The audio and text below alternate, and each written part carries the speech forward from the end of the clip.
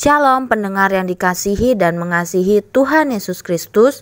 Berjumpa lagi dengan saya Cynthia dalam waktu teduh. Marilah kita menyiapkan hati kita untuk mendengarkan firman Tuhan. Kiranya hikmat dari Allah Bapa yang memampukan kita untuk mengerti firman dan melakukannya dalam kehidupan sehari-hari kita. Renungan harian hari ini berjudul Batu Putih. Bacaan Alkitab hari ini diambil dari Wahyu 2 ayat 12-17. Demikian firman Tuhan. Dan tuliskanlah kepada malaikat jemaat di Pergamus, inilah firman Dia yang memakai pedang yang tajam dan bermata dua.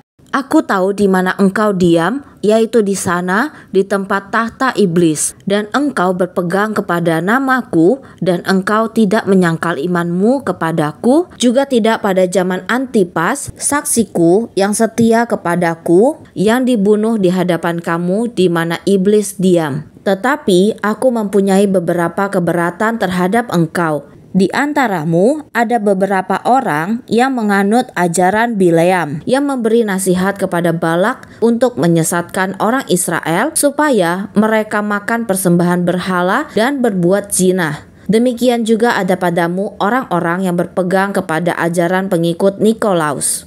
Sebab itu bertobatlah, jika tidak demikian aku akan segera datang kepadamu dan aku akan memerangi mereka dengan pedang yang di mulutku ini. Siapa bertelinga, hendaklah ia mendengarkan apa yang dikatakan Roh kepada jemaat-jemaat. Barang siapa menang, kepadanya akan kuberikan dari mana yang tersembunyi, dan aku akan mengaruniakan kepadanya batu putih yang di atasnya tertulis nama baru yang tidak diketahui oleh siapapun selain oleh yang menerimanya. Nats pembimbing hari ini diambil dari Wahyu 2 ayat 17.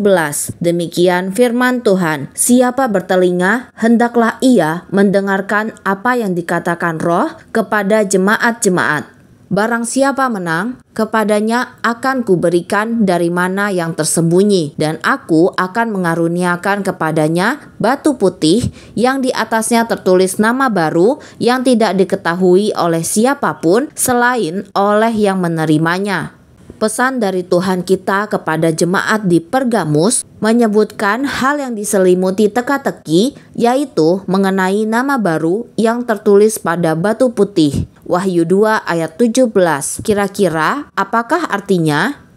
Ada dua penjelasan yang masuk akal tentang hal ini. Dalam pengadilan kuno, ketika terdakwa dijatuhi hukuman, mereka akan menerima batu hitam dengan nama mereka tertera di atasnya. Jika mereka dibebaskan dari hukuman, mereka akan menerima batu putih.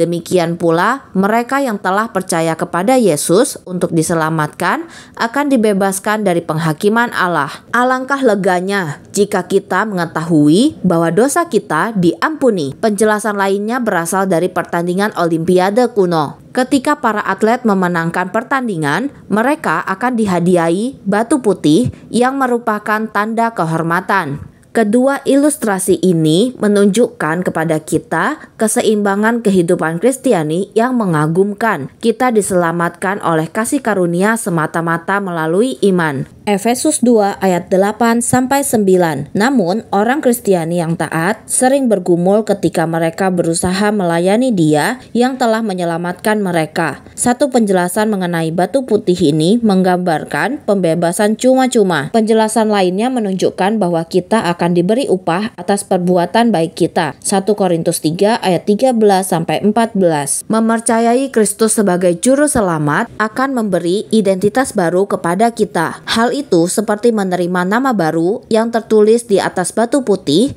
yang menunjukkan bahwa kita betul-betul diampuni.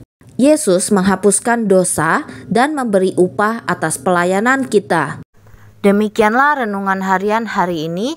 Sampai jumpa lagi pada kesempatan berikutnya. Tuhan Yesus memberkati kita semua.